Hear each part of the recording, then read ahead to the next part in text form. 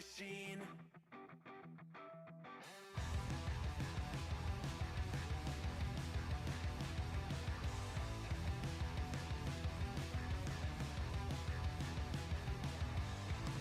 I wasn't always just a single shade, a palette full of gray in reverie. And I can burn it brighter than the sun. I have a colding gun inside of me. Don't box me in, don't, or I'll leave. I'd rather be a dreamer, I'd rather be free, I'd rather be a leader, I'd rather be a queen.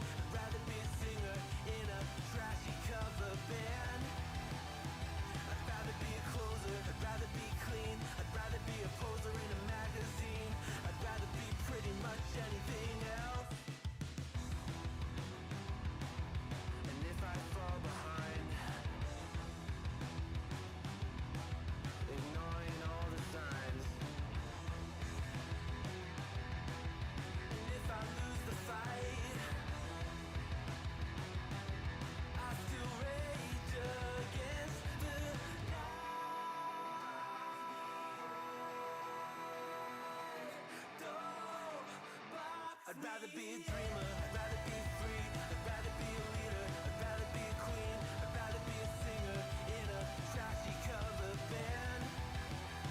I'd rather be a closer, I'd rather be clean, I'd rather be a poser in a magazine, I'd rather be pretty much anything else than your machine.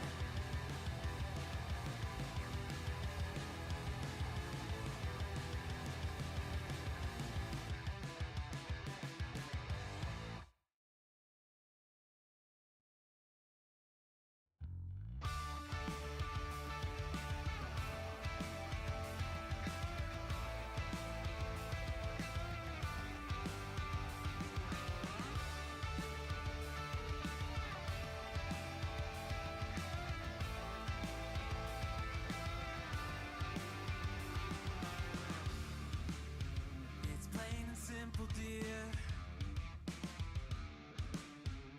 I'll still be here when you're gone. You gather souvenirs, but I will never be your pawn. Your pawn. Your pawn. My love wasn't ever a game. I lay my cards out on the table. There's nothing to gamble away. But I can promise that you'll never be the same.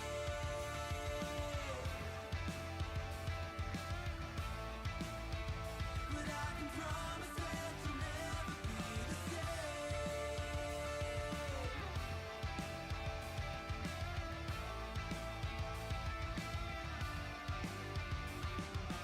You can double down.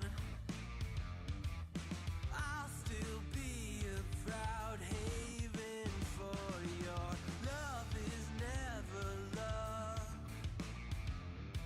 A river through your bluff, I will be enough, enough, enough. My love wasn't ever a game. I lay my cards out on the table. There's nothing to gamble away. But I can promise that you'll never be the same. Something you can never take, but it's not uncommon to forsake. Got a chronic urge to complicate. Think of love like a friend, not an enemy. Feeling I have nothing left to hide. I'll say what you know it when it's right. Keep it simple now, living it before I die. Think of love like a friend, not an enemy.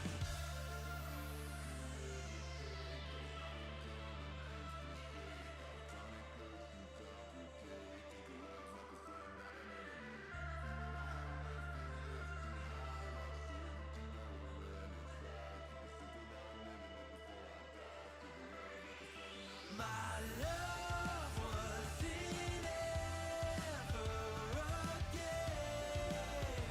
I lay my cards out on the table. There's nothing to gamble away. But I can promise that you'll never be the same.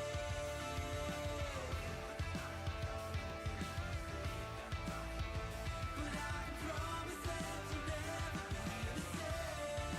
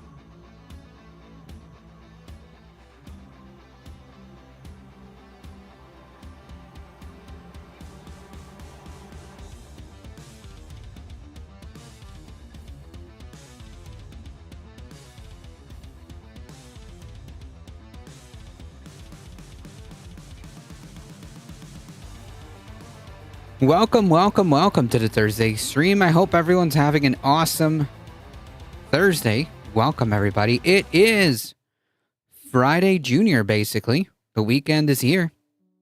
Thank you all for joining. And happy Juneteenth, folks. Globus the Elder. Welcome. Quad Bennett, Kirkenside's Monster. Charlie Martini, Wolf Glen. Welcome, everybody. Big Roar. Thank you, Stabby Squirrel, for the follow. Donald Duck.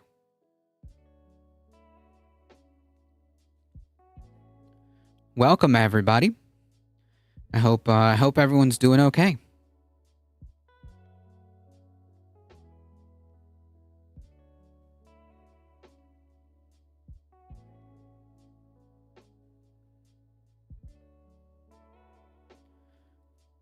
Folks, if you haven't done so, please consider checking out Globus the Elder. Fantastic streamer.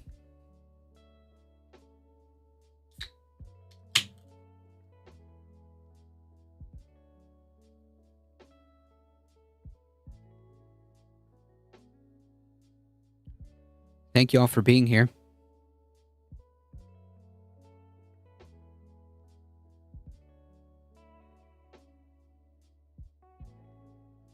Today we're going to do a pretty chill, slightly shorter stream, just like yesterday.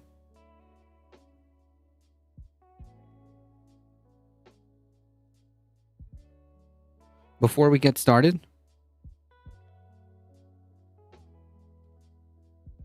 the usual disclaimers, folks. Thank you all for being here. Thank you for supporting the channel. You guys are what makes this channel go. I appreciate all of your support. If you want to support the channel directly, consider checking out the merch store, hitting ! tip, check out the Substack, and join the Discord to keep up with the channel. Also, if you haven't checked it out, check out this space. It's actually live right now. Check out this space. It is a media collective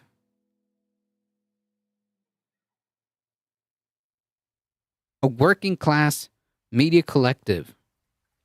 And if you are interested in progressive politics and progressive media, this space offers not just live content, but syndicated content as well.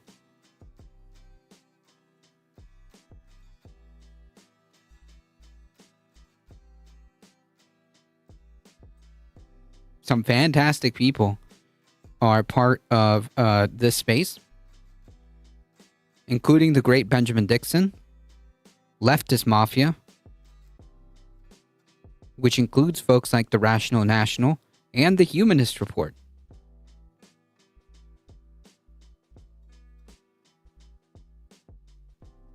You can check my show on this space on Tuesdays Tuesdays at 7 p.m.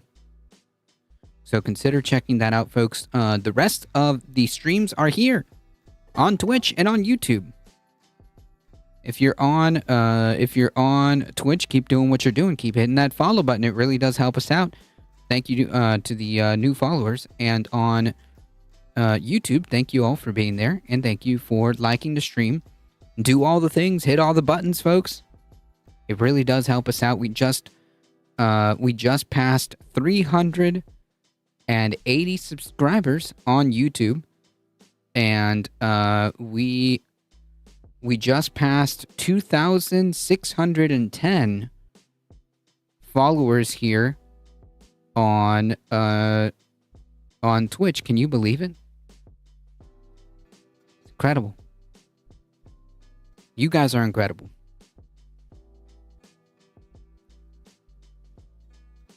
Let's get started, folks.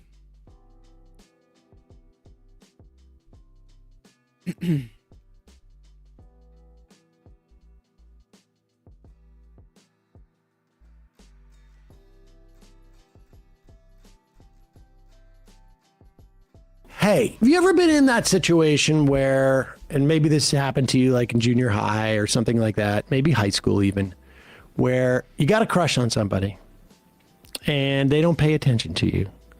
And in fact, sometimes you hear them being critical of you and you're so angry. And then you can't find anybody to No, I don't think I've ever had that. No. listen to you talk about this person. So you go to the biggest loser you know who will give you a platform. Well, that is Tom Homan going on Louder with Crowder. I mean, like, yeah, that kind of tracks, right? Like, it's a little like Nazi powwow. Why not? Of course, Tom Homan would be on Louder with Crowder. Those critical bastards.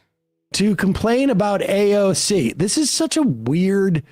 Like a months old thing, she said. Also, is it weird, or is it just like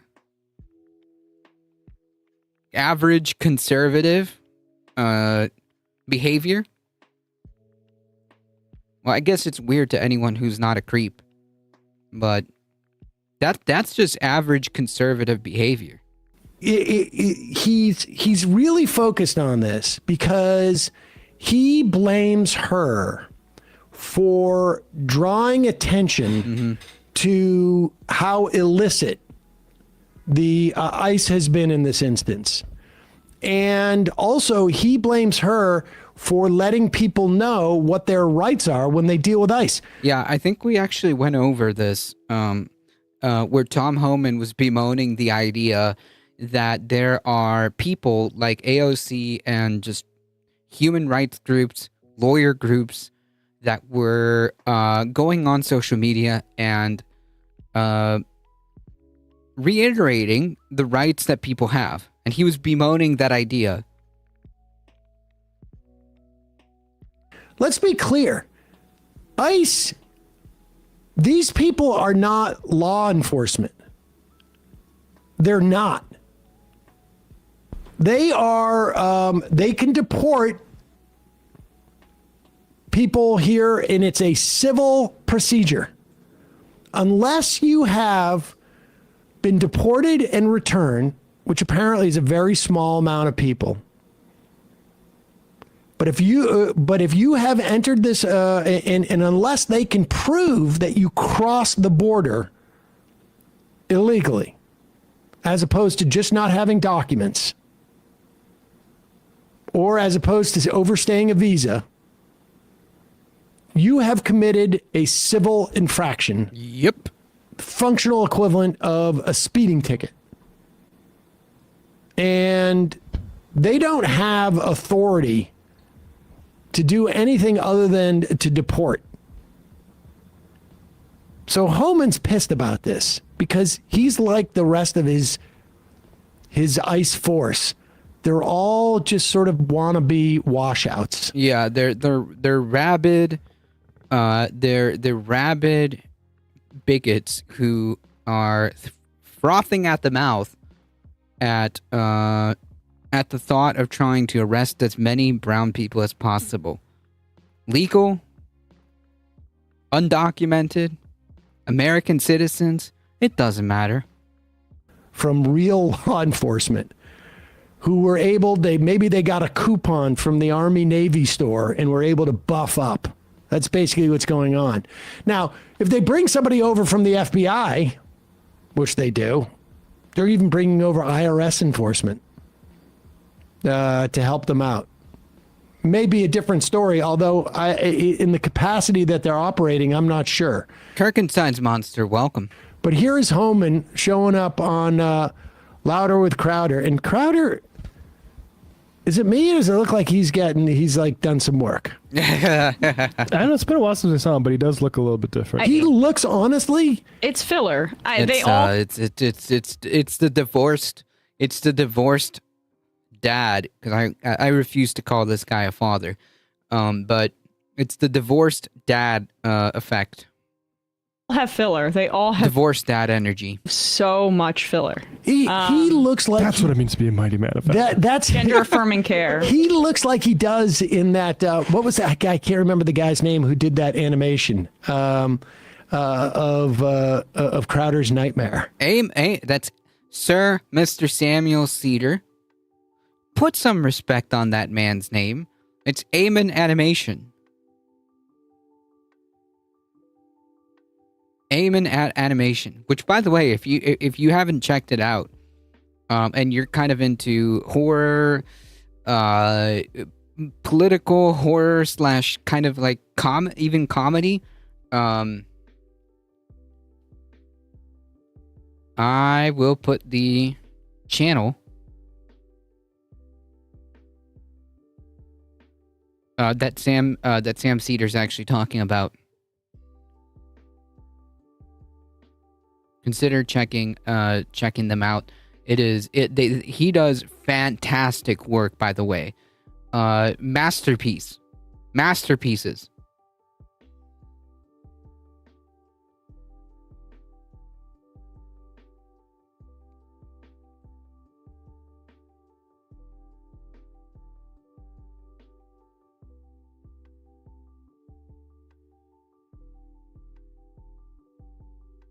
Yeah, Eamon Hawk. Schmegley, welcome. I think it's neat that Sam is aware of Eamon. Oh yeah, he's. I think they played a little bit of it, of the Crowder Nightmare, because it was such a viral moment. It was such a viral moment that he caught wind of this channel, Eamon Animation. On Homan, it's air inflation. Welcome, Joey John. Don't know if I said hello. Oh, Eamon. Eamon. He looks like Eamon's depiction of him in animated, but go ahead. Well, look, AOC, she's the least smart Congress person in history of the United States Congress. And she just don't get it. I mean, bottom line is she's out there saying, she's hating on me every day, which I kind of dig it, because I get to live in mine rent free every day, and I kind of enjoy that. Yeah. But she's saying she's all. I mean, this is a government official talking about this. First of all, she's the least smart. Yeah, I mean, yeah, they're not. Yeah. They're not. Tom Homan, okay, they're not sending their best, folks. Okay.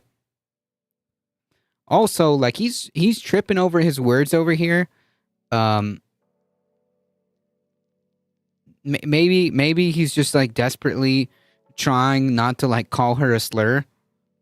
And he's tripping over his words.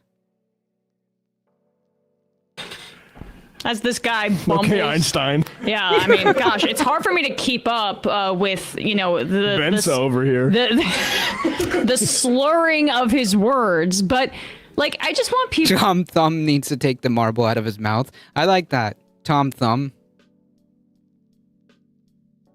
This man is aware of Tommy Tuberville's existence, and he says this about AOC. People to pay attention to the fixation on AOC. Well, he's a racist bigot. So, yeah. Kind of tracks.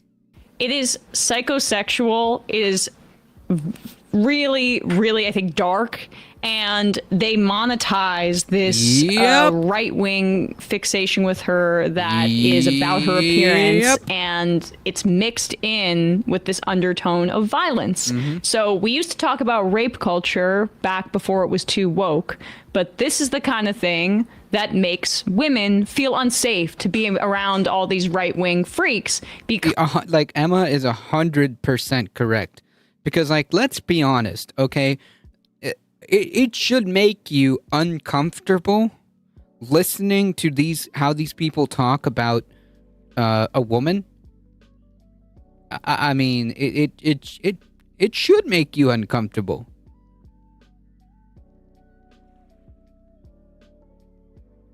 It should give you that ick, you know? because they intermix their anger and their politics in with their, again, rampant misogyny. So that's what this is. And they do the same. Kamala's so dumb. AOC's so dumb. Also, Kamala's sexual history they're fixated on. That was her number one thing when she came into the... I remember when... And they did the same thing to AOC, too. They do the same thing to AOC. 100%. And it's always women of color, too, by the way. It's always women of color, too. Andrew Schultz Don't you know that male politicians are so chaste. Pure as the driven snow? Well, Andrew Schultz, the comedian, the right-wing comedian, was saying, well, back in the day, the Democrats were the ones who liked to fuck, like Bill Classic Clinton. bit. Yeah, he was the man. But now, and they were against the puritanical right. But now Trump... Which, again, reminder that Bill Clinton was also an incredible creep. The one with all the baby mamas, and he's having sex, and there's never even this like recognition in their mind. You think Obama could have come on and been like, I have all these baby mamas and won the presidency because of his race, but even of the gender.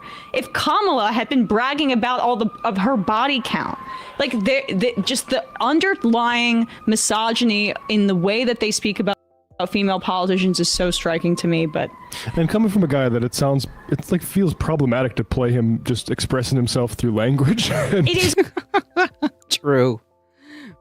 Wolf Glenn. Did I say hello? I don't remember. Epstein Island Clinton, exactly. Like that's the first thing that guy came to his mind. Like, oh yeah, like Bill Clinton. Okay.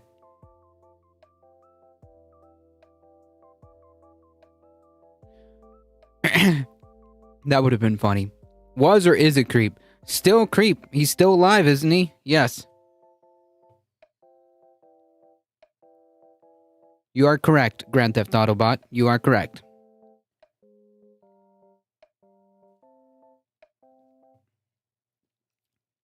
Michael Hassler, welcome.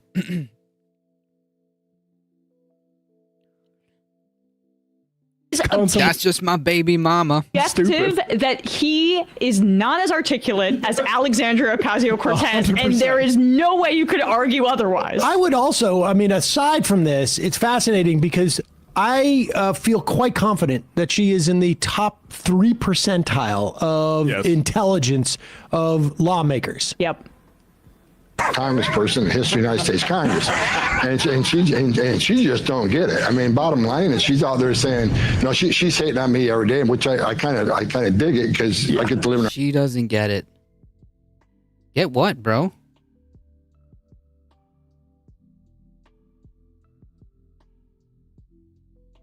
How the law works? I'm confused. It sounds like she 100% gets it. And that it troubles you that someone like AOC is so intelligent and articulate, and you are not. You are just a thumb that speaks English words. Mine rent free every day, and I kind of enjoy that. Yeah. But she's saying she's in New York City, what she calls educating illegal aliens to their constitutional rights. You don't have to open the door for ICE. You don't have to answer questions, whatever. Yep. But we know what she's doing. We're not stupid. Okay, so just to be clear, none of this is controversial. None of those statements are false, and it is deeply disturbing that we have the equivalent of Heinrich Himmler over here continue to reiterate and quadruple down on the fact that he is annoyed and miffed by people knowing their rights. It should disturb people every time he says this, right? Because again, if undocumented people don't have rights, you don't have rights. Okay? It's just that simple. If undocumented people don't have rights, don't have the right to due process, don't have the right to habeas corpus, you don't. Okay? It's that simple. Yeah, nice thumb. Yeah. She's educating illegal aliens Yes. on how to evade ICE. Nope. arrest. Just nope. That's not what she's doing. She's educating folks on what rights they have, which also incidentally pertains to citizens, because citizens are being stopped and harassed by these Gestapo goons.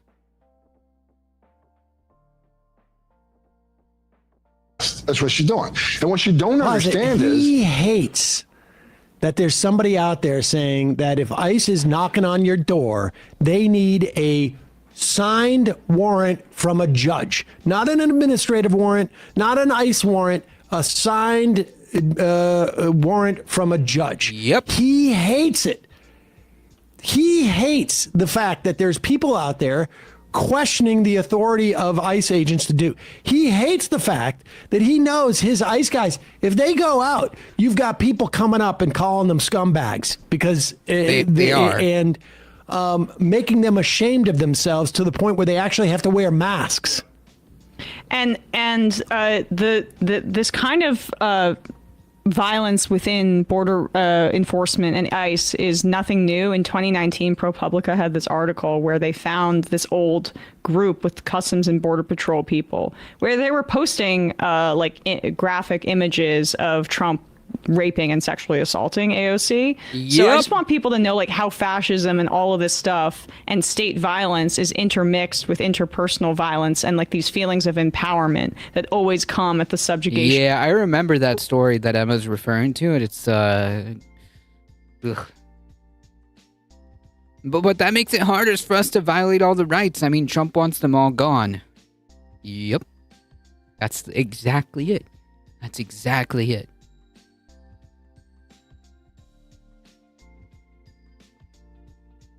That's exactly it.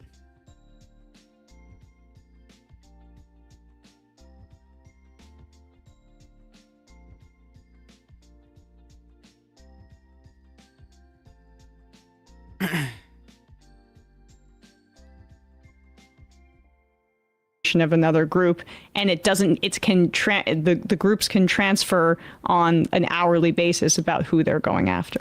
I love life, living rent-free. I feel like it. Just thinking about Can you me. imagine like this guy is in charge of a major? I mean, like You're welcome. Say thank you, please. Obama pointing. Yeah. illegal aliens on how to Oh, man. evade ICE arrest. That's what she's doing. And what you don't understand is ICE is prioritizing public safety threats and national security threats. No. Who No, she's they're educating? She's educating child rapists. She's So just to be clear, like if they're actually going for like, you know, public safety or whatever, then why are they raiding workplaces? Why are they raiding Home Depots? Why are they raiding restaurants? Why are they raiding schools?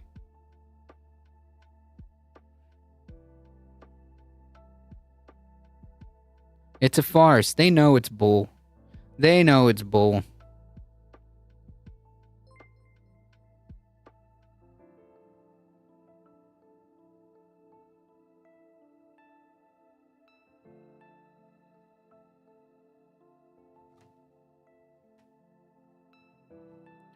Tenacious, thank you for the follow. Appreciate it.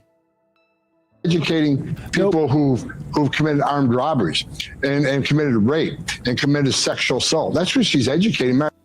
he knows this is not true. Yeah, like that is not true at all. This is just like this is literally just manufactured from thin air. Okay?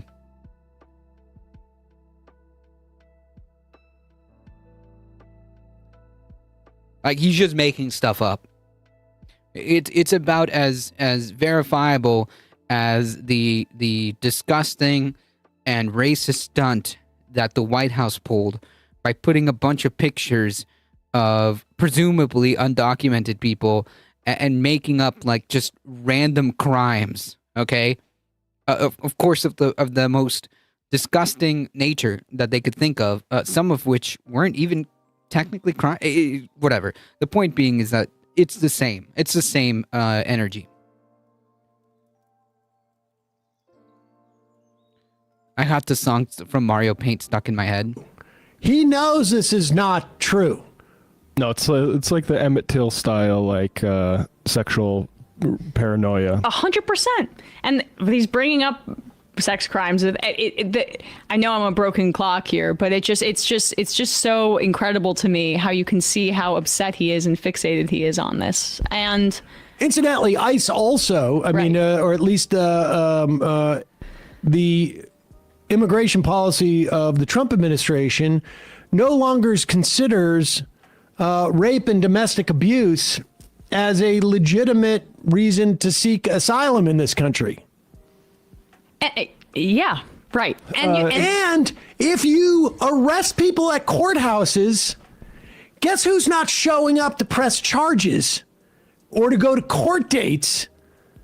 Victims of crimes. Yep. Who may be immigrants. Like, he doesn't care about this whatsoever. No, he's using AOC as a hate object, like Emma says, because Greg Casar, leader of the Congressional Progressive Caucus, doing the exact same stuff, as I'm sure many other representatives are. But Tom Homan is too afraid to go at somebody like Greg Casar because he doesn't have that element of, we can titillate these men with how they hate women and because she's attractive. And instead, I'm going to have to talk to another man who they might respect more than my, I don't know what that cartoon character was, but that's what he reminds me of. I'll look it up. Right. And I meant to say a broken record, but like, this is also when they talk about protecting from criminals and child rapists, you are deploying plainclothes officers with masks on, not even officers, Gestapo, whatever the hell these ICE freaks are, going into Yeah, they're not technically officers, but okay.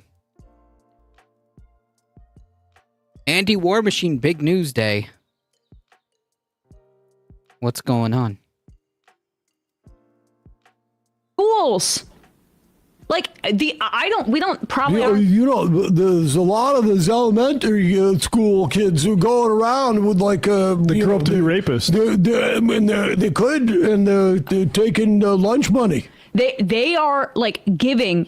This administration says the next 3.5 years. Basically, we are creating a built-in excuse for kidnapping, child rape. Yep. By the way, like, yeah, there have been instances where there's freaks posing as officers, posing as ICE, with the intent to do really horrible crimes.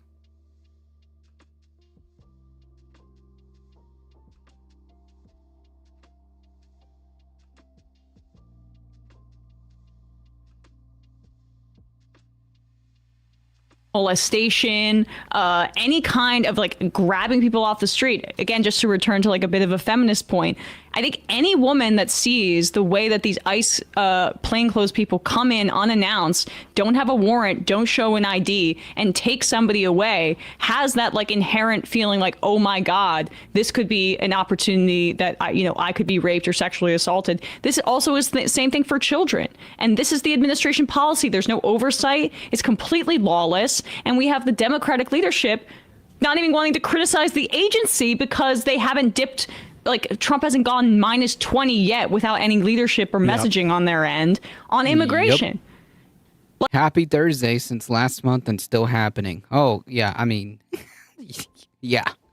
If you're just talking about the general state of things, yeah. How do we know, say some guy in a mask comes into a school and takes your daughter away? How do you know that that's an ICE agent or like the predator who's going to kill her or something? Yeah, so like, I mean, you would just have to operate on like, look, if you are going to get accosted by ICE agents who refuse to identify themselves and provide the proper documentation, then you have to assume that they may be impersonating an officer and that this person is out to hurt you, and then you have to assume that they're going to hurt you. So I would definitely recommend to call 911 if there are ICE agents that refuse to identify themselves and try to accost you.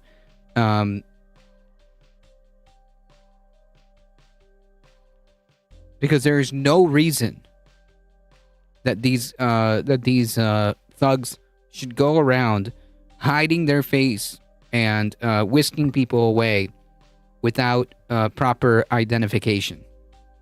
Okay? I mean, that's the first thing I would do.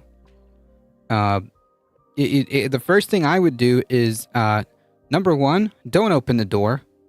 Okay, if you're in a vehicle or if you're in your home, don't open the door. Don't talk to these people. And if they refuse to provide identification, call 911 and say somebody's impersonating a cop and they have a gun and you feel threatened.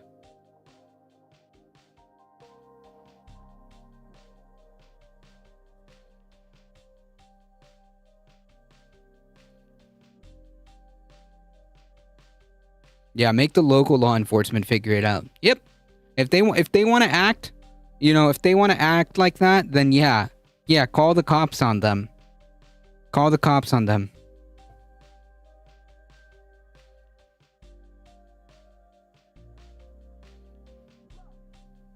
By the way, this is advice that cops themselves tell you to do if you think that you're being followed, or if you think that if you think that someone is impersonating an officer and is trying to accost you, they tell you to call 911.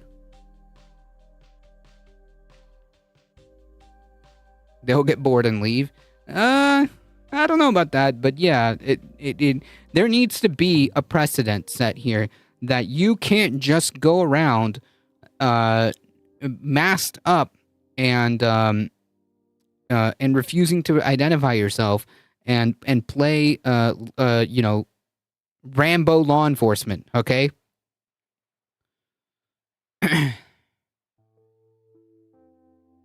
Spacey, welcome. Assault her. Those Minnesota reps were assassinated by a guy doing exactly that. Yeah. Yep. Hey, folks, don't forget to hit the subscribe button and check out our daily show. Yep. Everyone should be carrying pepper spray and tasers. I mean, yes, as a general, self-defense. As a general self-defense, I mean, pepper spray is pretty good. But yeah, I mean, when it comes to these goons, first thing you do is get yourself safe and call 911.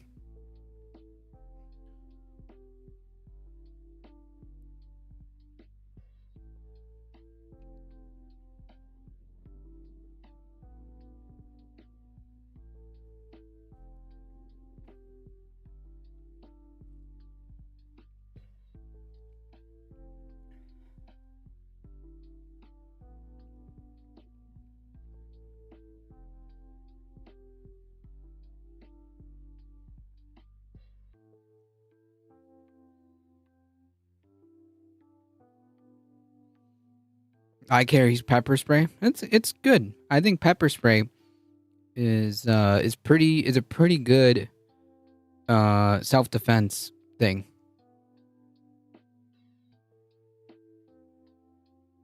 I'm not sold on the taser idea, but pepper spray in general is just in general, pepper spray is a good thing to have, and it's pretty much allowed almost anywhere. You don't need a permit for it or anything like that. My little dude has been attacked several times by pits on walks. Oof. Yikes.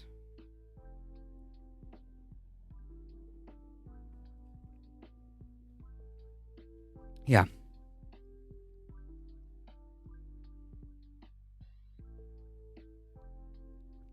dogs are different. Yeah, but if you honestly, if you feel like someone's trying to accost you and kidnap you, and they're not identifying themselves, people are going to defend themselves, right? People are gonna inevitably defend themselves because I don't know if that's a real police officer or not.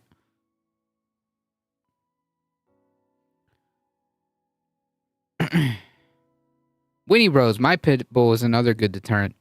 If you attack a dog owner, is going to attack. If you attack a dog, the owner is going to attack as well. Well, maybe the owner shouldn't maybe the owner should be better trained. Incredibly bright tactical flashlight is a nice thing to take on night walks. Yep, that's also perfectly good. That's another perfectly acceptable item. I'm in Arizona, so I can conceal carry.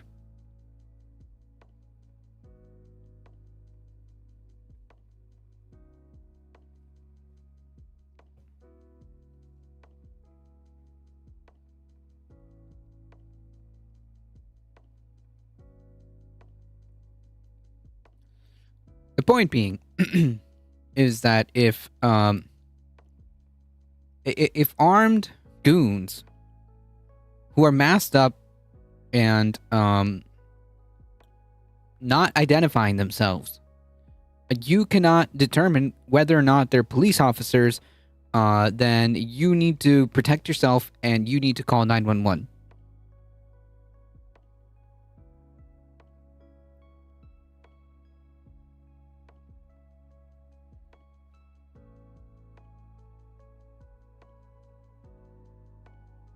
That's the first thing I would do. Is call 911.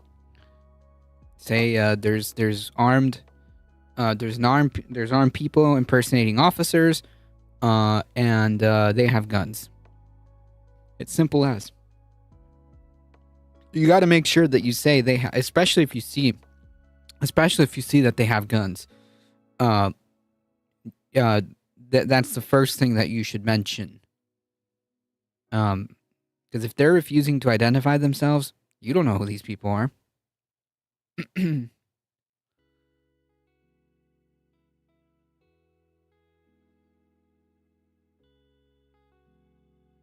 Call the local cops. Yep, just call 911.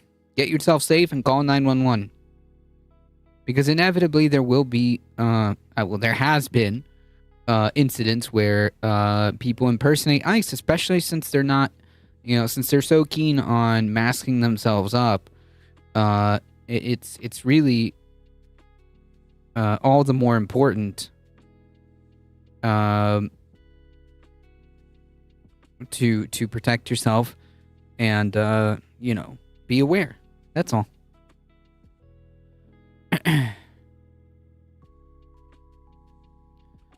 So apparently we have some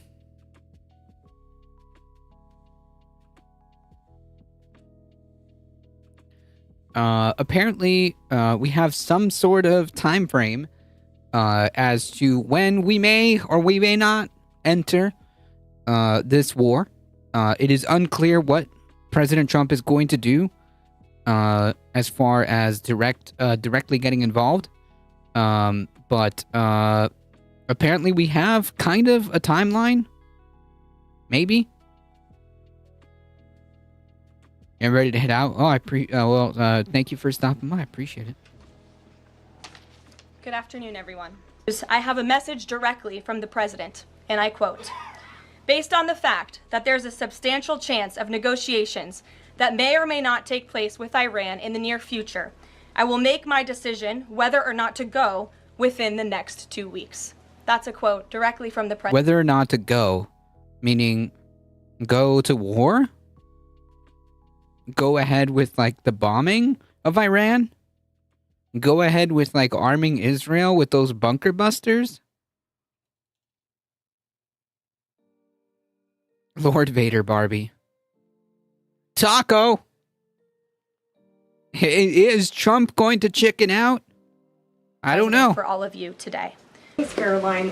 What exactly would a deal with Iran need to entail? So we will know, I guess. We listen, folks. We gotta fly by the seat of our pants for the next 2 weeks.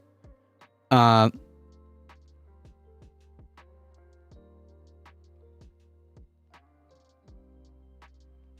still hasn't gotten his standing orders from the Heritage Fund yet. Yeah, he kind of already did that, bud. 2 weeks, people thought he would decide by Friday. I know, we're going to fly by the seat of our pants for the next 2 weeks, because he said within 2 weeks, so for all we know, we just might get a surprise this weekend or the next. It's unclear. It's unclear what the president is going to do, if he's going to do anything. I don't know.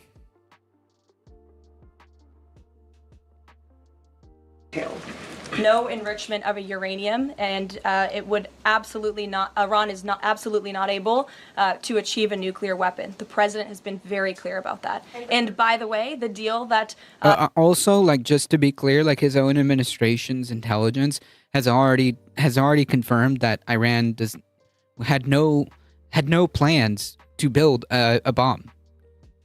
Like Tulsi Gabbard, the director of National Intelligence, confirmed that Iran did not have a nuclear bomb. Iran was not in the process of building a nuclear bomb. So, like, just to be clear, like, it's you can see, you know, I was very young when they manufactured consent for the Iraq War.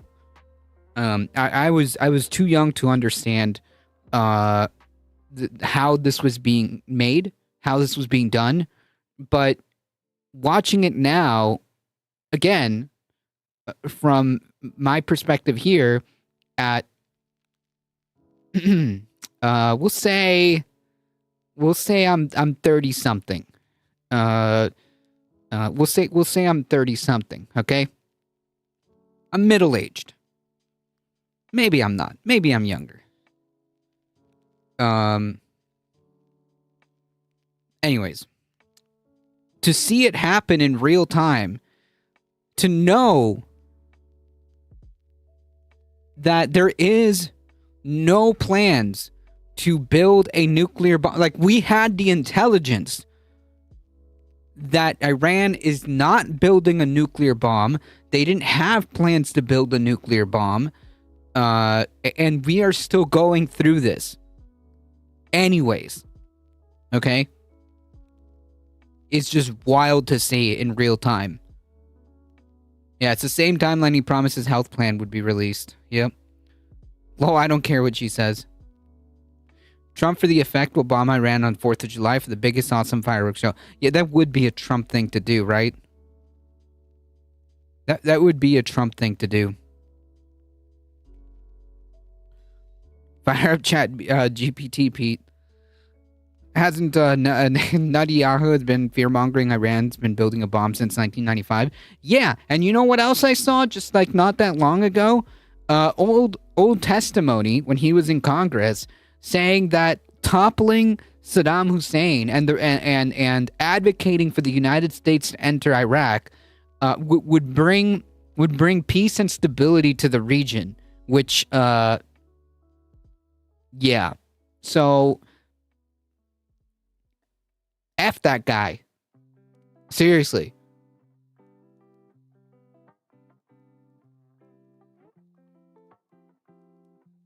I remember I was too young to understand and really be involved when all that was happening. Technically even longer than that. Iran's been just around the corner for a nuclear bomb for decades at this point. Special Envoy Witkoff proposed to the Iranians was both realistic and acceptable within its terms. And that's why the president is sent that deal to them. It is a fact, and the United States government maintains this fact, that Iran has never been closer to obtaining a nuclear weapon. That's not true. Like, that is just a flat out lie. That is a flat out lie. Our own intelligence confirmed that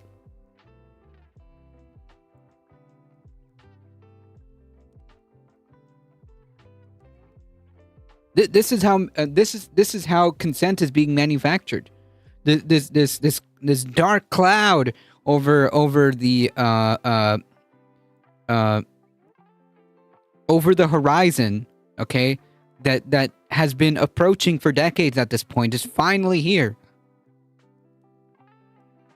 Even though it's not true. And I need folks to like hammer down on this point because she is lying.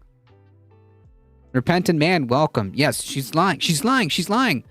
This is just straight. This is just straight up false. Well, she said Iran has never been close. That does not mean they can build one, just that they are closer. Maintains this fact that Iran has never been closer to obtaining a nuclear weapon. And then if the U.S. were... Yeah, but it's like they've been saying the same thing for as long as I've probably been alive. And they are... Maybe I think like maybe the better word would be misleading. Because, I mean...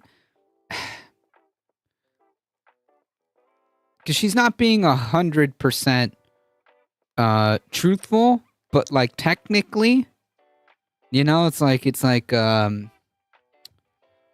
she's playing. She's playing with a really fine line here with words. But I guess maybe the right term, Wolfglen, would be misleading. Not 100% honest.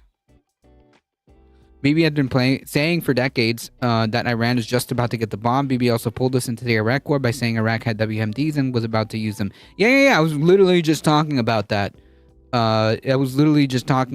Yes. I was too young to, you know, see all those things as far as like Bibi's testimony in Congress during that time. But it resurfaced.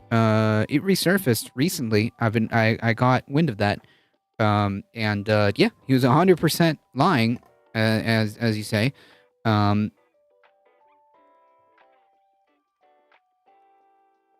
here we are again. First take some type of military action, would the president go to Congress to seek war authority? I'm not going to engage in hypotheticals. I gave you the statement from the president. He'll make a decision. Just to be clear, like he would have to.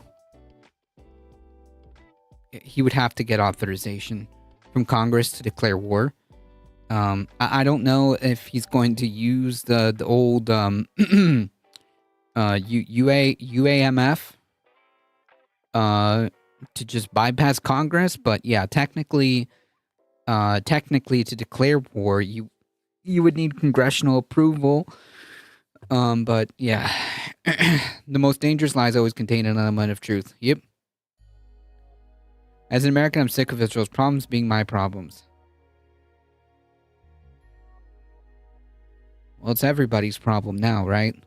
If we all get dragged into this nonsense, it becomes everybody's problem because of Netanyahu, because of this extremist far right government in Israel, which has been, again, Netanyahu has been like a figure, which kind of tracks, has been a figure in Israeli politics for as long as probably I've been alive, and maybe more.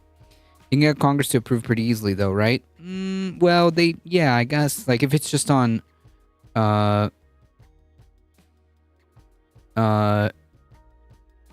if it's just on party lines, then yeah. But I don't know if authorization for military force requires a 2/3 majority, like a veto-proof majority. The non-Congress will not convict him in the Senate if the House does impeach him. Oh yeah, definitely not. Definitely not. BCAT, welcome. Definitely not. The Republicans in the House and the Senate will not remove Donald Trump. They're not going to do it. They're scared. They're either cowards or agree with Trump. It doesn't matter. Schumer wants war.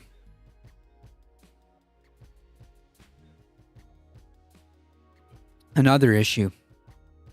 That is true. Another issue. You got people like, I mean, John Fetterman. I don't even want to know what the heck he's going on about.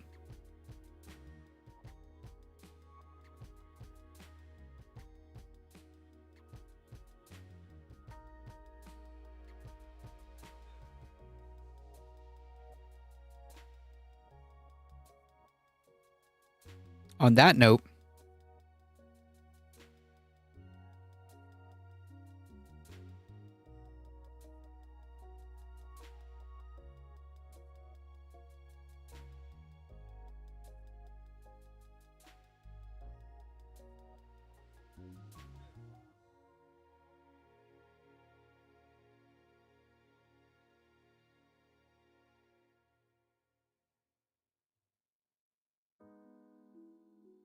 this is from Common Dreams.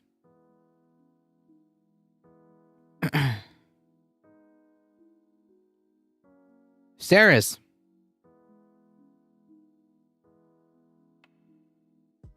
Welcome, welcome.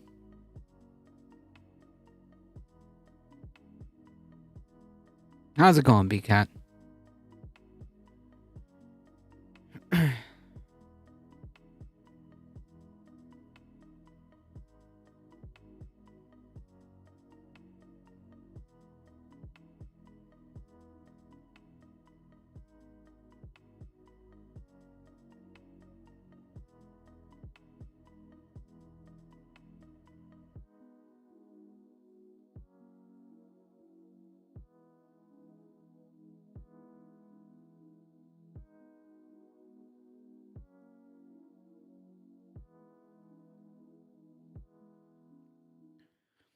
Trump reportedly greenlights plan for U.S. attack on Iran without congressional approval.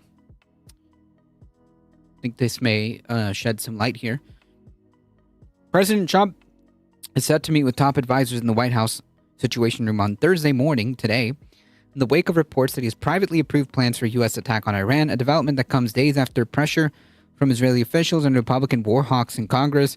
Yes, and some Democrats, I'm sure that whether they're vocal about it or not, want to intervene in the war that Israel has launched last week. The Wall Street Journal reported late Wednesday that Trump told senior aides that he approved attack plans for Iran, but was holding off on giving the final order to see if Tehran will abandon its nuclear program.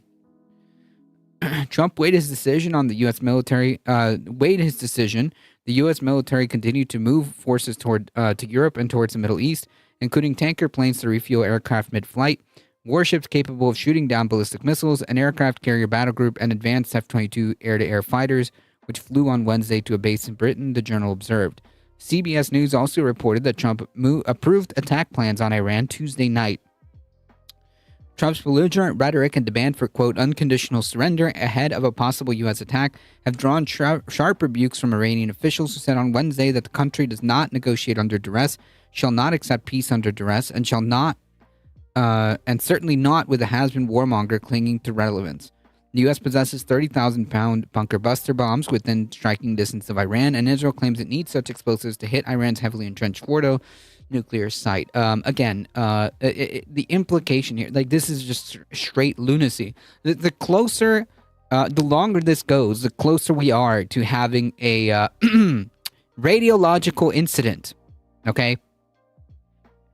Like, forget what's happening in Ukraine. This is far more closer to a radiological event than what was happening in there were certain scares in the Russia-Ukraine war. There was a couple of scares there with the Zaporizhzhia nuclear plant. I don't know if I'm pronouncing it right, but the possibility for an incident here where one of these airstrikes causes a radioactive incident, it just gets closer and closer. With a final decision from the president expected at any moment, anti-war members of Congress are moving with urgency to build support for legislative efforts to avert an unauthorized U.S. attack on Iran. Ro Khanna, who's leading a House War Powers Resolution with Representative Tom Massey has called on Democrats to unify against the U.S. involvement in Israel's war.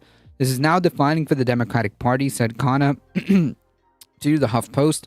Are we going to criticize the offensive weapons for Netanyahu and the blank check? Are we going to stand up for clarity against strikes on Iran? Are we going to actually be the party of peace, or are we going to be just another party of war? Just 37 members of Congress, according to one tally, have backed anti-war resolutions currently before the House and Senate, even as new polling shows that the majority of people, of the American public, oppose the U.S. military action in Iran. So, there you have it.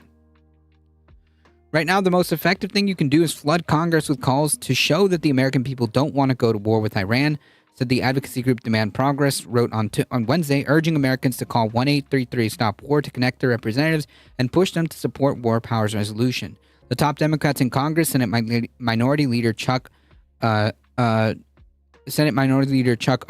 Schumer, and House Minority Leader Hakeem Jeffries have been mostly quiet this week about the Trump administration's march to war, which is deeply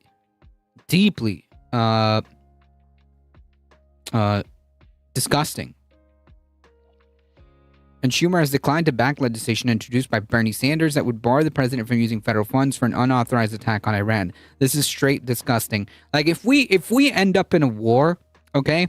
If we end up in a war with Iran, make no mistake about it, people like Chuck Schumer will also be responsible, okay?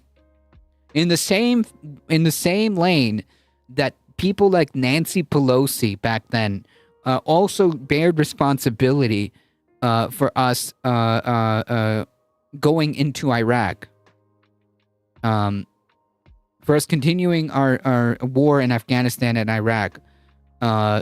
People like Chuck Schumer acting this way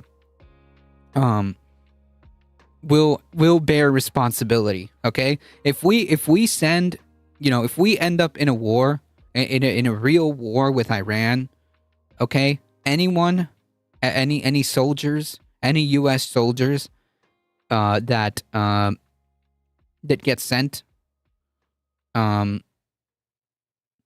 on him. That's on people like Schumer. Well, Schumer finally knows what the hell's going on around here, and he's loving it. Schumer would vote to blow up the planet if it meant blocking Bernie Sanders. Yeah, clearly. Schumer was among the top Democratic senators who signed a joint statement on Wednesday declaring that we will not rubber stamp military intervention that puts the United States at risk. But it sounds like you would, because you just blocked a method of stopping that. But okay, sure, dude, whatever. Intensifying military action between Israel and Iran presents a dangerous escalation at risk igniting a broader regional war. Reads the statement, as President Trump reportedly considers expanding U.S. engagement in the war, we are deeply concerned by a lack of preparation, strategy, and clear defined objectives, and enormous risk to Americans and civilians in the region. So, like, basically, the problem isn't, like, never mind, like, the just unhinged post that the president has been making, unhinged comments, and we just watched that clip from the secretary. Never mind that. The issue is that we don't have any defined objectives. Yeah, the defined objective should be not going to war. What are you talking about? There's zero reason for us to be involved in this conflict between Iran and Israel. We have zero reason. In fact, I would say this does put us at risk, and we should then immediately say, you know what, Netanyahu, we're done. Okay, if you want to start this war, if you want to start this fight, then that's your problem. And if you can't finish it, that sounds like a you problem. Maybe you shouldn't start stuff that you can't finish. And just pull all funding, pull all military assistance to Israel. That should have been the response. In a sane and logical world, that would be the immediate response the moment Israel said, oh, we're going to bomb Iran.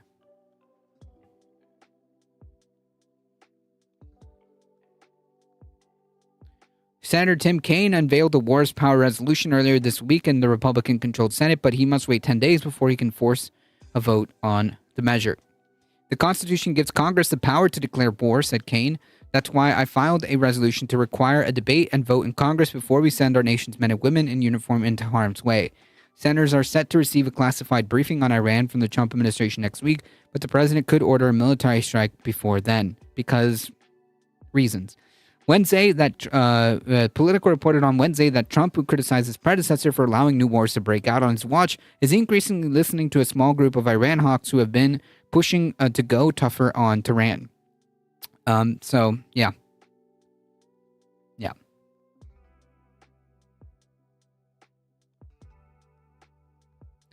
Bipedal meatbag. Congress hasn't declared war since World War II. Yep.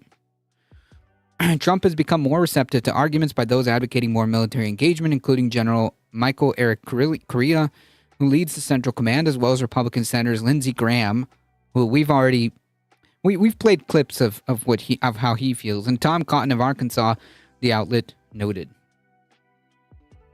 Very cool. Very cool.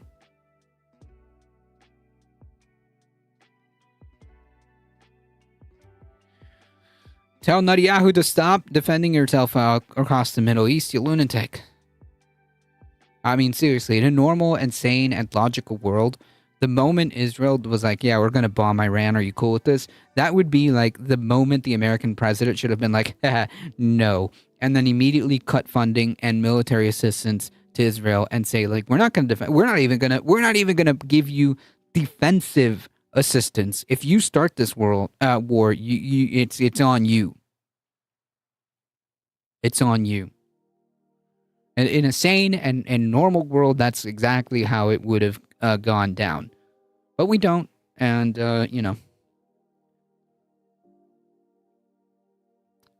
I'm not a Democrat. Democrats need to replace their leadership. 100%. That's a quick way to be declared anti-Semitic today. Oh, I know. I know. Imagine. We live in a really upside down world where asking for peace is anti-Semitic. For asking to stop the extermination of a people is anti-Semitic. Where calling for Israel to not start a huge regional war is anti-Semitic. I know it's we live in bizarro world. It's wild stuff.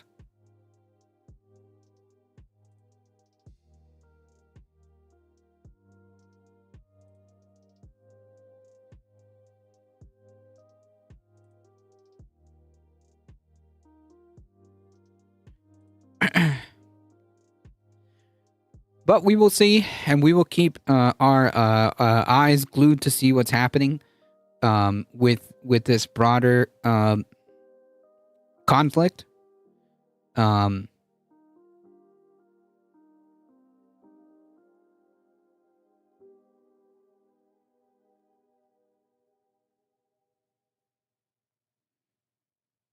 I gotta tell you, I'm not feeling very good about what's going to happen. I'm not feeling really confident about what's going to happen in the next, presumably anywhere from a couple days to a week to 2 weeks.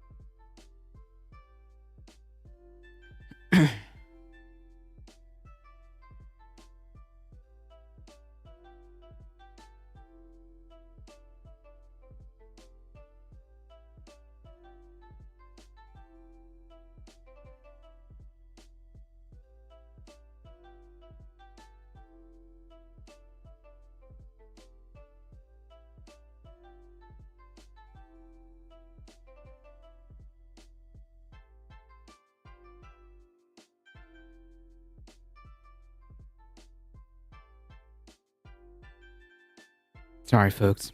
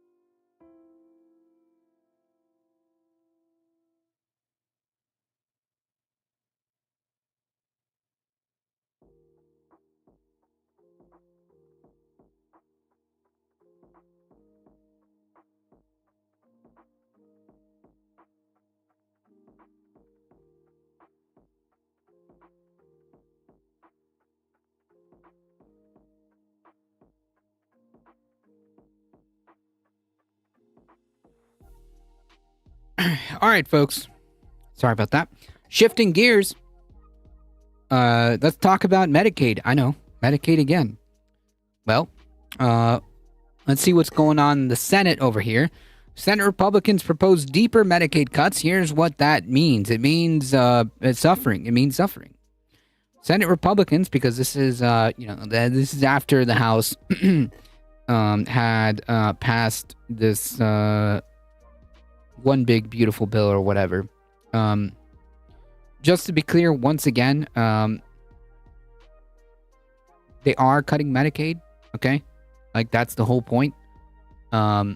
And make no mistake about it. It doesn't matter what they say. They are cutting Medicaid. In fact, I made a short about it.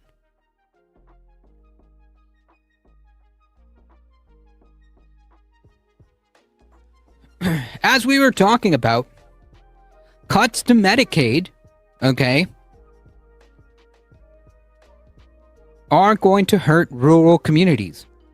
So, as we were talking about, cuts to Medicaid, okay, are going to hurt rural communities. Trump Medicaid cuts could devastate rural health services, hospital warns, because hospitals depend on Medicaid. A bit of a streamception here. Rural hospitals are sounding the alarm over proposed healthcare cuts and President Trump's sweeping tax cut and spending package, warning the changes could force them to scale back services or close their doors.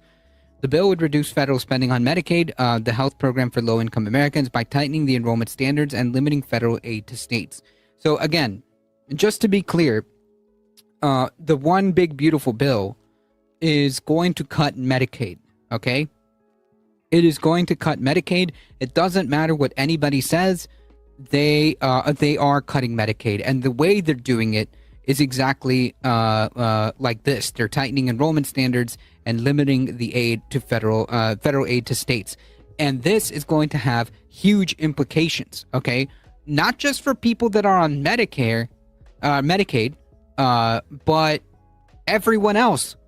Because if your hospital shuts down because they don't get that funding, then everyone around suffers. The whole community suffers because of this bill. Yeah, because as it turns out, it doesn't matter. If your hospital shuts down, nobody gets served. Nobody gets service, okay? If your hospital shuts down and you have a medical emergency and now you have to go over to the next county, okay, that's a problem. Josh Hawley just said that Trump didn't know about the Medicaid cuts. I mean, it's phenomenal. The Olympic levels of just like mental gymnastics and BSing that is happening here is amazing. Claiming that he doesn't know. Senate Republicans are preparing to slice deeper into Medicaid to finance President Trump's agenda. Proposing, by the way, the President Trump's agenda is giving tax cuts to wealthy people. It's so bad it probably won't pass without major changes. I hope so, but you know, it's kind of tough these days. You would think that's the case, and I do hope so. And continuing to make us think about this, to try to raise awareness about this is a Hail Mary that we're trying here. Proposing legislation that analysts could say could deal a greater financial blow to hospitals and result in millions more uninsured Americans. The measure reflects Republicans' willingness to cut into the nation's safety net health insurance program, despite qualms expressed by some moderates and populists within their rank. Populists. Last month, House Republicans passed a massive tax and spending legislation projected to result in 7.8 million fewer Medicaid enrollees. The Senate Finance Committee revisions to the bill released on Monday could prompt even steeper coverage losses, sharply reining in a Medicaid finance maneuver that hospitals group would say slash payments to their facilities. The Senate just made a bad bill worse, said Chip Kahn, the CEO of Federation of American Hospitals, said in a statement. Rural communities would take the hardest hit, with struggling hospitals compelled to face difficult decisions about what services to cut. Rural areas disproportionately rely on Medicaid, and their hospitals are often the first backstop for patients without health coverage. Hospital networks said they might reduce pediatric, maternity, or behavioral health services and telehealth programs, close rural facilities, or enact layoffs if the Medicaid cuts become law. In a recent members survey by the American Medical Group Association before the Senate bill was released. These changes would partly be the result of caps on provider taxes, an unusual example of a tax that many hospitals are happy to pay. States charge extra taxes to medical service providers, mainly hospitals, nursing homes, and facilities for people with intellectual disabilities, and in return, give the provider higher Medicaid payments. That brings in more federal matching funds, which are pegged onto state payments. The taxes, which some conservatives have dubbed a form of money laundering for healthcare, phenomenal, emerged in recent weeks as a top sticking point among Senate Republicans. The Senate legislation would throw a huge wet blanket on this practice. It says states must gradually reduce provider taxes on hospitals until they're no higher than 3.5% of a provider's net patient revenue. Right now, that threshold is roughly 6%, and the House bill caps it at that rate. At the same time, the Senate bill breaks with the House plan by exempting two of the main providers subject to the tax, nursing homes and facilities for the disabled, from the cap. The proposed cap would affect 18 states, including New York, Virginia, and Arizona. 6 red states with higher provider taxes would be exempt because they did not expand Medicaid to cover childless adults with low incomes. Texas, Kansas, Tennessee, Alabama, Mississippi, and South Carolina. But 3 states with Republican senators, Missouri, Iowa, and Indiana would be affected. The cost to the hospitals of this move isn't immediately clear, but they stand to lose about $321 billion over the next 10 years under the House version, and would face another $63 billion in costs from serving a larger uninsured population, according to an analysis by the Urban Institute and the Robert Wood Johnson Foundation. Right, because as it turns out, it doesn't matter if you're insured or not insured. If at the end of the day, if something happens to you, you need health care. It's just going to be more expensive at the end of the day. The cheapest route to go that could still provide a decent level of care is just to give everybody health care.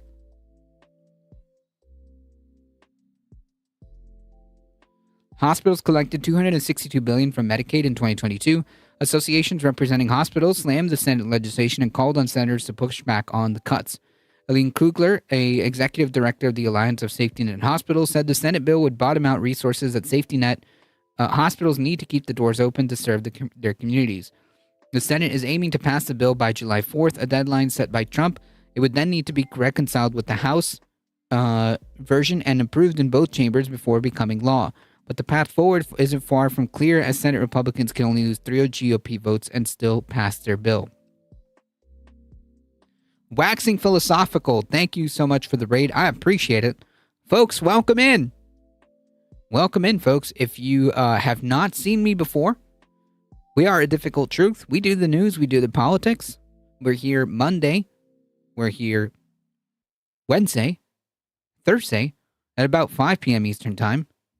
On Tuesday, check us out on This Space, which is a brand new progressive media project. If you have not subscribed to This Space channel, I highly recommend it. Thank you, Waxing Philosophical, for rating and bringing your wonderful folks here. Please check out twitch.tv/waxing_philosophical. Get a quick shout out.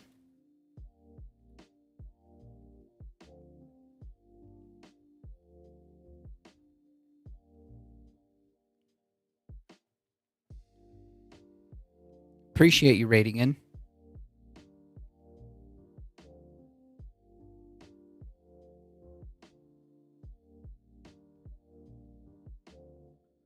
Oh no, are you wrapping up? No, we got a couple more stories left.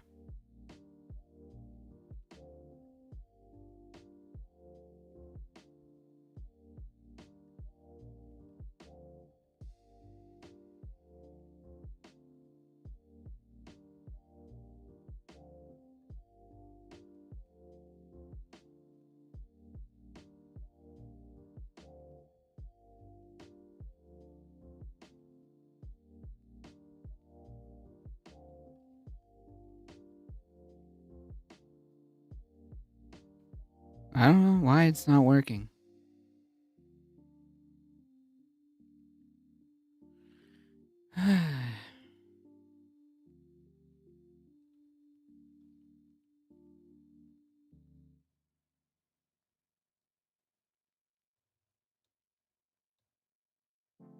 Okay. There you go. Thank you. Thank you, Michael Hassler. I was here struggling. Yeah, it works. There you go.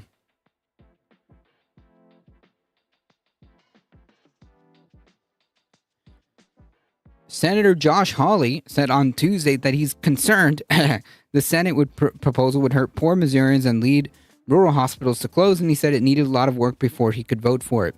I don't think they understand politically who our votes are, Hawley told reporters, referring to Senate Republicans backing the funding cuts, but also setting aside the politics of it. It's just not the right thing to do to shut down a bunch of rural hospitals to pay for tax cuts. But like, that's what your party is doing. I mean, other Republicans sounded more open to the provider tax limits after a Tuesday lunch meeting with Met Oz, Dr. Oz, Administrator Centers for Medicare and Medicaid Services. Oz brushed off concerns about the bill's changes to provide taxes after meeting with senators, telling reporters that he didn't believe they'd hurt rural hospitals. Well, you know, Dr. Oz said it, so I guess it's cool. It's good to go. The framework of addressing the legalized money laundering with state-directed payments and provider taxes must be in this bill. It should be in this bill, and I believe it will be in this bill. Thanks, Dr. Oz. Healthcare experts generally agree the funding maneuver isn't the ideal way to boost federal funding for hospitals and other Medicaid providers. Former CMS Administrator Chiquita Brooks LaSure, who served during the Biden administration, said there's an argument against the provider tax. Yeah, the argument is like just make healthcare. Just make healthcare free. Fund healthcare. Full stop.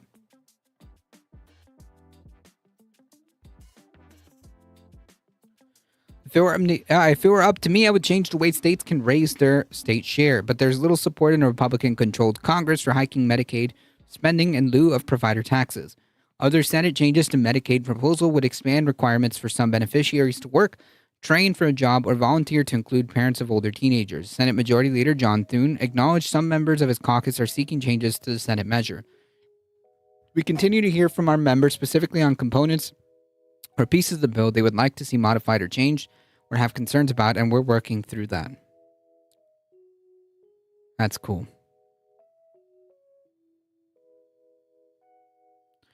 Yep, if we got money for tanks, we've got money for MRIs and medicine. 100%. Like we have money, and we know where it is.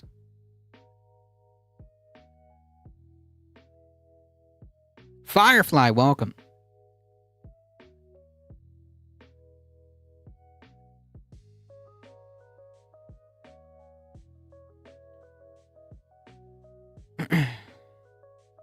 So to the surprise of nobody, these ICE raids and their uncertainty scare off workers and baffle businesses. I don't understand what is baffling about this, but I mean, I would imagine that a lot of these businesses voted for Trump too. Farmers, cattle ranchers, and hotel and restaurant managers breathed a sigh of relief last week when President Trump ordered a pause to immigration raids that were disrupting those industries and scaring foreign-born workers off the job. There's finally a sense of calm, said Rebecca Shih, the CEO of American Business Immigration Coalition, but that respite didn't last long. On Wednesday, the Assistant Secretary of Department of Homeland Security, Tricia McLaughlin, declared there will be no safe spaces for industries who harbor violent criminals or purposely try to undermine immigration enforcement efforts. Worksite enforcement remains a cornerstone of our efforts to safeguard public safety, national security, and economic stability. Yeah. Okay.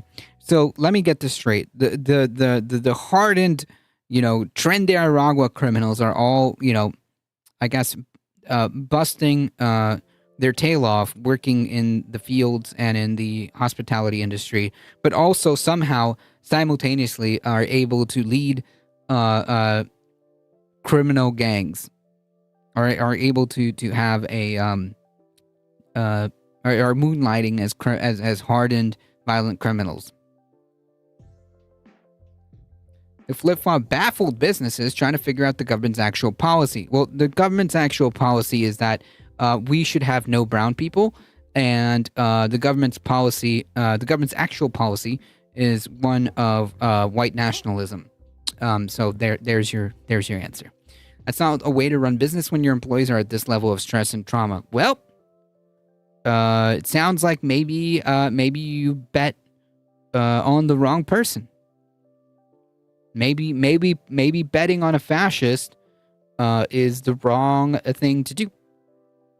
Trump campaigned on a promise to deport millions of immigrants working in the United States illegally, an issue that has fired up his GOP base. Yep. The crackdown intensified a few weeks ago when Stephen Miller, the White House Deputy Chief of Staff, gave the U.S. Immigration and Customs Enforcement a quote of 3,000 arrests a day, up from 650 in the first 5 months of Trump's second term. Suddenly, ICE seemed to be everywhere. We saw ICE agents on farms pointing assault rifles at cows and removing half the workforce, said Xi, whose coalition represents 1,700 employers and supports increased legal immigration. Once the ICE raid left a New Mexico dairy, one ICE raid left a New Mexico dairy with just 20 workers, down from 55. You can't just turn off the cows, said Beverly Itzinga, the executive director of dairy producers in New Mexico. They need to be milked twice a day and fed twice a day. Claudio Gonzalez, a chef at Isaka Gassen in Los Angeles' Little Tokyo district, said many of its Hispanic workers, whether they're in the country legally or not, have been calling out of work recently due to fears that they'll be targeted by ICE. His restaurant is a few blocks away from a collection of federal buildings, including an ICE detention center. They're sometimes too scared to work their shifts, and they kind of feel like it's based on skin color. Because it is.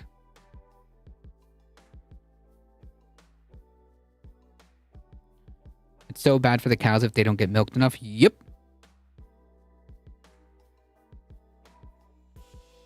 Can someone explain what crimes get you deported and what crimes get you elected president? Because it's pretty confusing. Oh, it's very simple.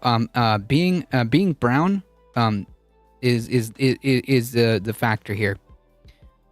They sometimes are too scared to work their shift. They kind of feel like it's based on skin color, because it is. In some places, the problem isn't ICE, but rumors of ICE. At cherry harvesting time in Washington State, many foreign-born workers are staying away from the orchards after hearing reports of impending immigration raids. One operation that usually implies 150 pickers is down to 20. Never mind that there hasn't actually been any sign of ICE in the orchards. We've not heard of any real raids, said John Folden, the orchard manager for the Farm Cooperative in Bluebird, Washington, Wenatchee River Valley. We've heard a lot of rumors. Jenny Murray, CEO of advocacy group National Immigration Forum, said some immigrant parents worry that their workplace will be raided and they'll be hauled off by ICE while their kids are in school. They ask themselves, do I show up and then my second grader gets off the school bus and doesn't have a parent to raise them? Maybe I shouldn't show up for work. Yep. That's a scene on No King's Day. Oh, by the way, it seems like there's another massive protest being scheduled for July 4th.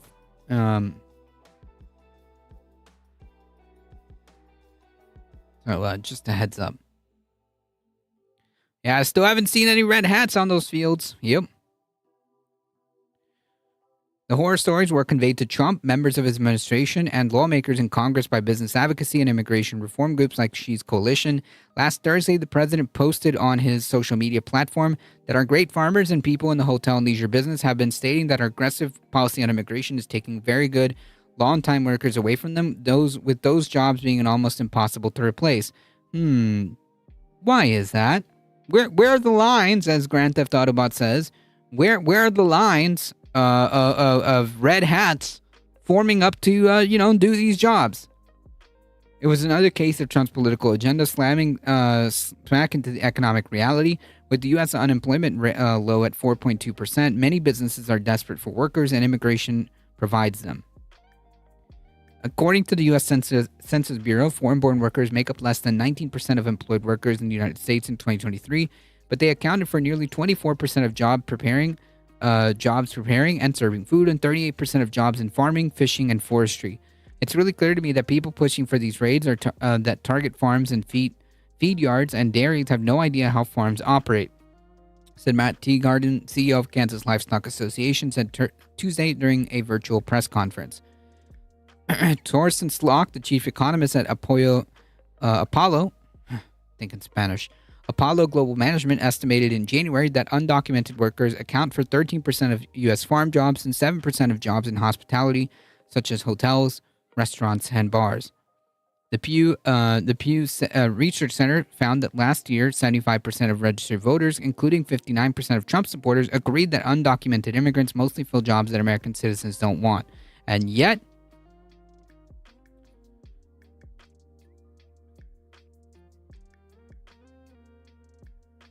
they're letting in all the South Africans they can work. Yeah.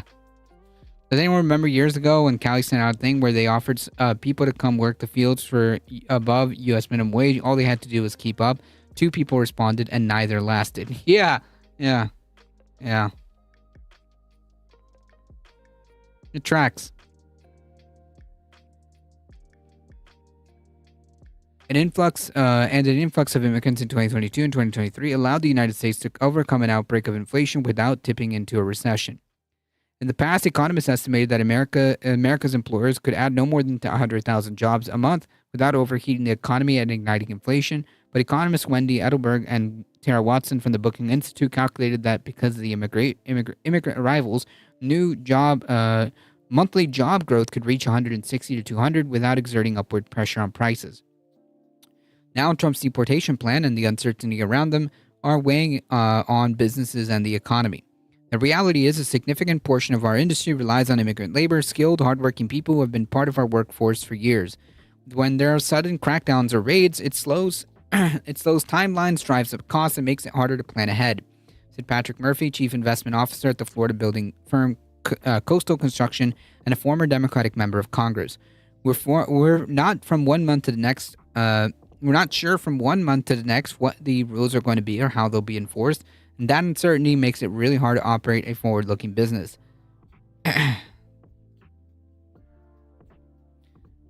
Adds Douglas Hotz-Eakin, former director of Congressional Budget Office and now president of the Conservative American Action Forum think tank. ICE had to detain people who are here lawfully, so now lawful immigrants are afraid to go to work. All this goes against the economic objectives the administration might have. The immigration policy and economic policy are not lining up. Well, it's because it's not economic policy. It's fear-mongering. It's authoritarian policy.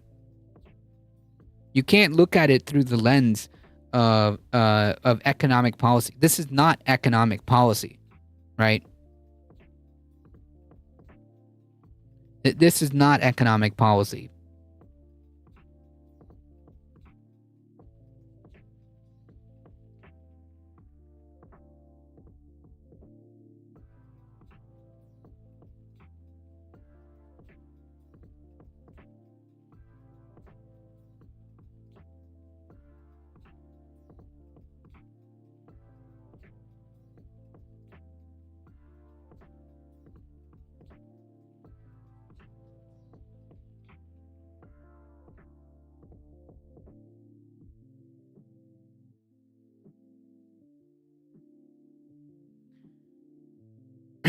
All right, folks, we got one more to kind of segue into this one.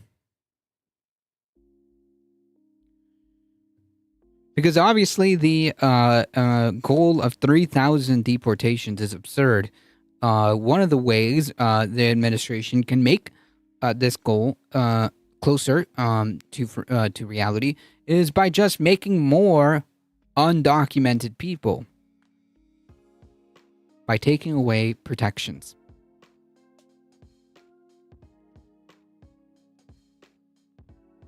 Florin J. Cami, 31, had gone from a bleak future in Haiti to hope for a new life.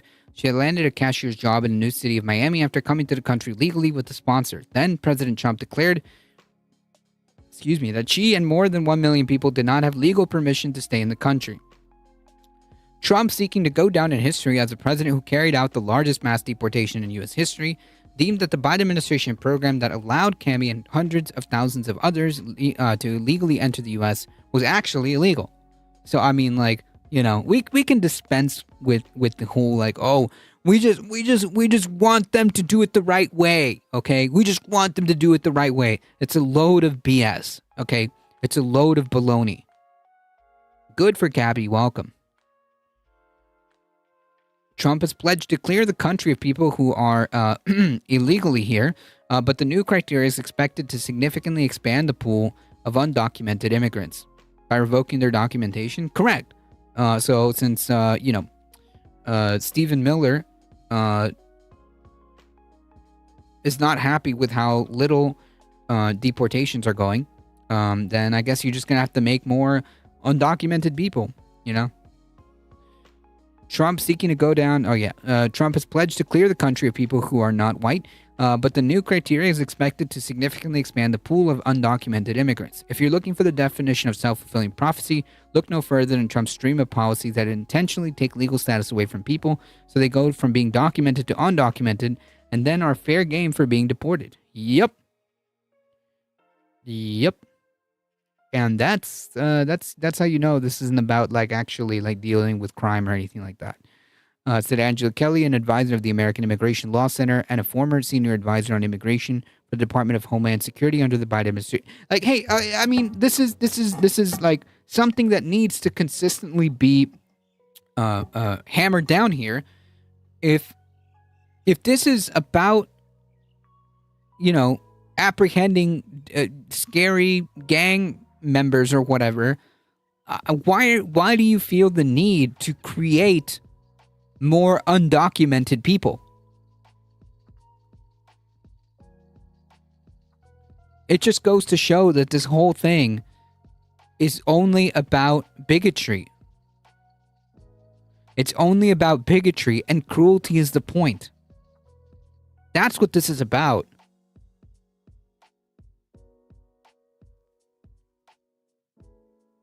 It's the same reason why you see ICE going into workplaces, right? And we're pretending that this is about gangs. Please. The Trump administration is creating a larger class of undocumented people by literally delegalizing them and taking away their work authorization early, said Karen Tumlin, the founder and director of Justice Action Center, in a statement. By delegalizing Kami and others, Trump has drastically hiked the number of people who could be deported through a sped up process while helping his administration meet the goal of ridding the country of 1 million brown people or people of color a year. What happened to his promise of targeting criminals? He has to create a larger number of targets, and even then the folks aren't criminal because they were here legally. Right. This is wild. Wild. He surely will go down in history, but not for what he wants to. On May 30th, the Supreme Court allowed the administration to strip more than 500,000 people from Cuba, Haiti, Nicaragua, and Venezuela of the permission they were given to live and work in the U.S. temporarily through the CH&V parole program. Homeland Security, Kristi Noem, has issued... there's a little gnat. Issued a notice saying that the administration has terminated the parole and authorization to work for those in the CH&V program and directed them to self-deport immediately. Immigration groups have contested the administration's assertion that the Biden program is unlawful. Caroline Joseph, the executive director and founder of the Haitian Bridge Alliance, said in a statement that hundreds of thousands in that program had trusted the U.S. government and had undergone extensive vetting to secure lawful status. Now they have to now they are having the rug violently pulled out from under them. Yep. The Trump administration has stated the humanitarian parole granted to the CH&V program didn't sufficiently improve border security and made interior enforcement more difficult. Whatever, dude. It argues that the parole was meant to be more narrowly used. When the Supreme Court allowed Trump to terminate the CH&V program, the administration said in a statement that participants were poorly vetted and were given opportunities to compete for American jobs. Yeah, dude, because, that's what we're seeing, right? It's a load of BS. They kept saying immigrants are lazy, yet they go round them up from where working or looking for work. It's unreal. Yep. That's how you know it's all a farce, right? And to say that this is all about criminals, and yet you find them, you find them in working, in working places. You find them in fields, right? Because that's where criminals hang out. If there's one thing that criminals like to do is work. Difficult, tedious manual labor, Can I get this link when we're done? Oh, you can have the link. I got you. Yeah, it's a little baby gnat. That's what it is.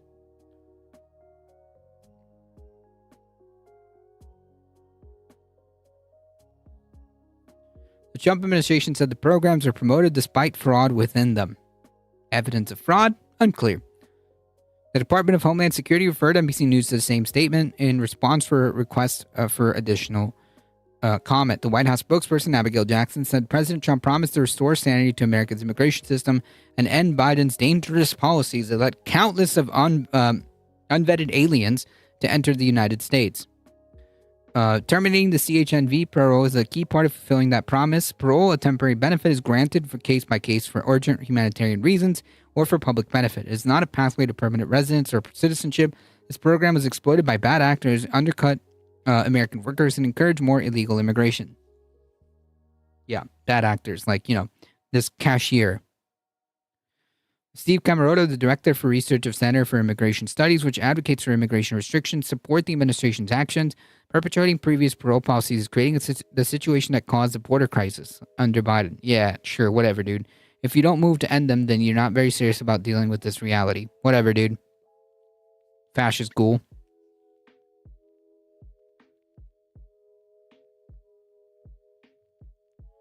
We've seen no effort to improve legal pathways, and if anything, things have gotten worse, said Stuart Anderson, the executive director for National Foundation for American Policy, a public policy group focused on trade, immigration, and related issues. Anderson noted that Trump has made vague comments about legal pathways, such as suggesting that some agriculture and hotel workers could leave the country and return if their employers vouch for them. The administration had paused raids involving those workers, but that decision was reversed.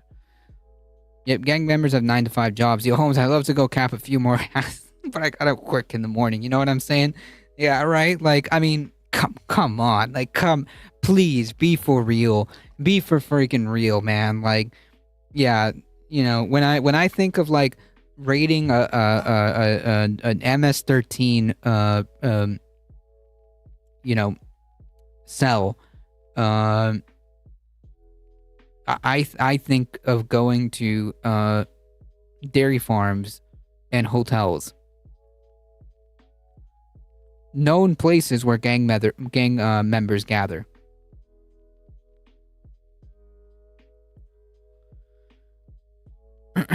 They've done nothing to make it easier to get visas and made it harder in many areas, including student visas, because they don't want immigration. That's it. It's just that simple. They just want a white ethno state. That's it.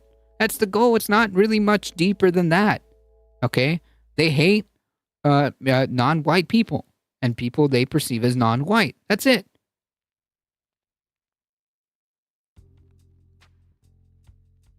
In Haiti, Kami was working to help youth in need and returned to school to finish her university studies in psychology, but she saw no future for her and her young daughter and no chance to build a life. She was living in rural Fort Libre in the northern part of the country, where violence was not as bad as in Port-au-Prince, but where gangs were beginning to extend their reach. I felt like I was just existing. There was no future. You can't build anything, not even save enough to buy a car. Some people had it even worse. No food, no shelter. There's truly no future.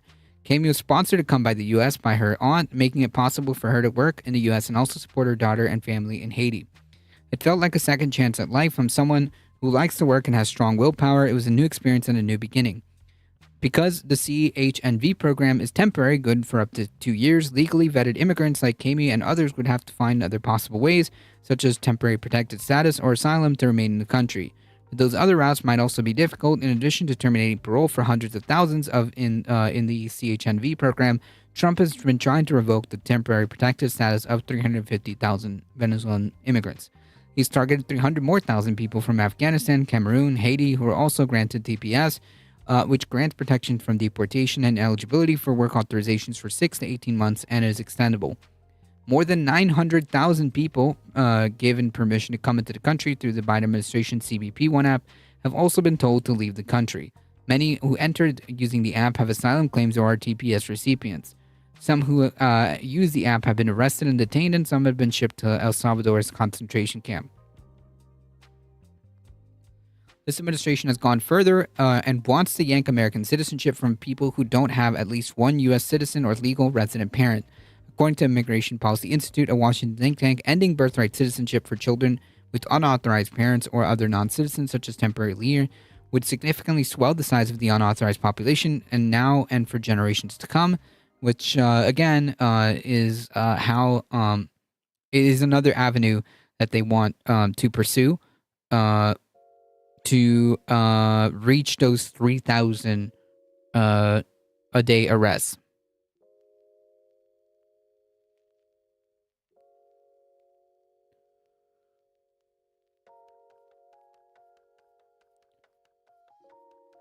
When the CHNV program opened, Brius and 9 other people created a sponsor circle to individually sponsor families.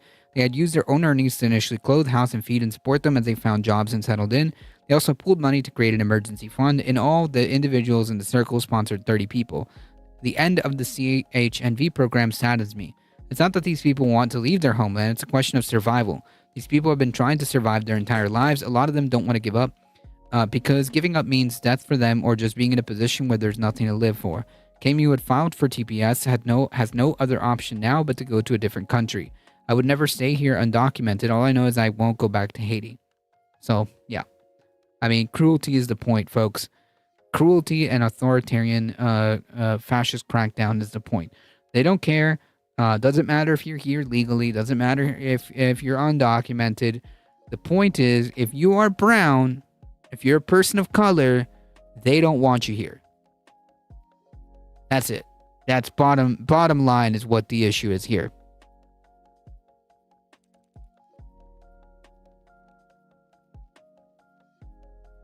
Because they believe, people like Stephen Miller believe in a white ethno-state, and this is just the actions that they're taking to try to make that to try to make that a reality. It will never happen. But they'll try.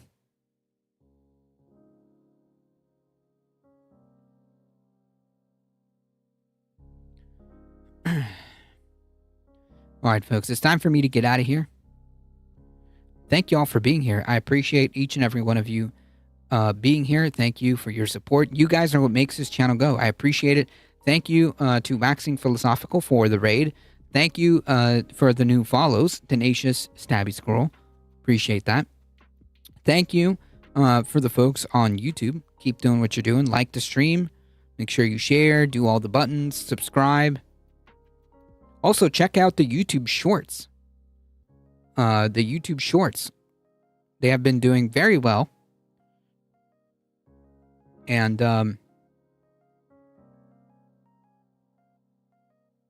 go give them a like. If you want to support the channel directly, check out the merch store. Hit the ! tip. Check out the Substack. Check out the Substack, and join the Discord to keep up with the channel. Remember, folks, check out this space, which is currently live right now. Currently live, and I will be live on this space on Tuesdays, 7 to 8 p.m. So live. Have a good rest of your wakeness. Appreciate it. This space, not actually in space.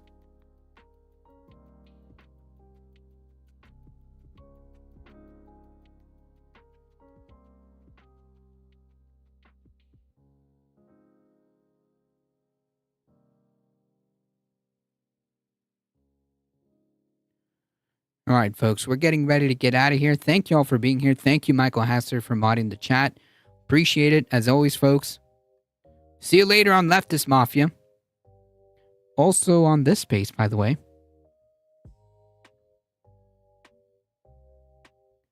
As always, folks, please stay safe. Please take care of each other.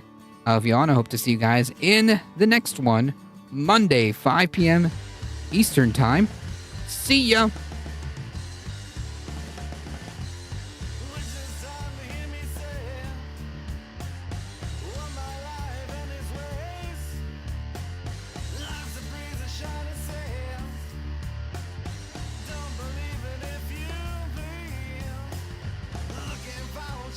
Appreciate it, waxing philosophical.